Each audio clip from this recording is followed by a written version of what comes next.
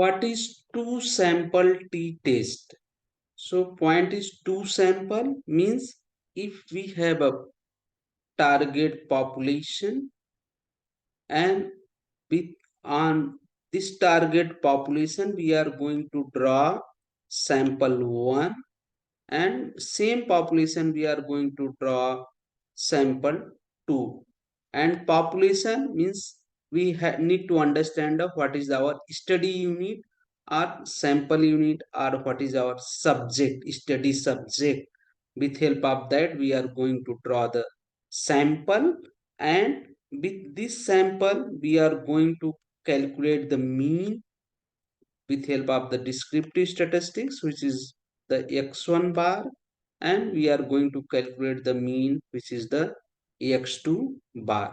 So these two mean we have obtained. Again we are going to calculate the standard deviation for given same data set, which is the s1, and we are going to calculate the standard deviation for second sample, which is known as the denoted by the S2, which is the sample standard deviation. So once we know the x bar and x1 and sample size, we know the here n1, and for this we know the here n2. If these are the information, once for any kind of the study we have collected the data and we have this kind of the information, then we can go for the two sample t-test. So this is the formula which needs to apply. Two sample t-test equal to x1 bar minus x2 bar divided by under root s1 squared. This is the s1, this is like this is s1 square and s2 square, s2 square divided by n1 and s2 square divided by n2. Once we obtain this value and with help of the statistical tables, so there is two methods, traditional or modern. We are going to traditional, so we need the tabulated value which has already defined and given in book we can obtain.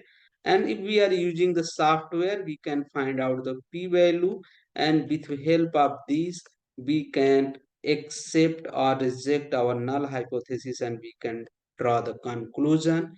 So here in this formula, x1 is the sample mean of the first group and x2 is the sample mean of the second group. As I said, s1 is the first sample standard deviation and s2, as I said, second sample standard deviation, and en1 is the first group sample size, and en2 this is the second group of the sample size. Second group we need to understand here.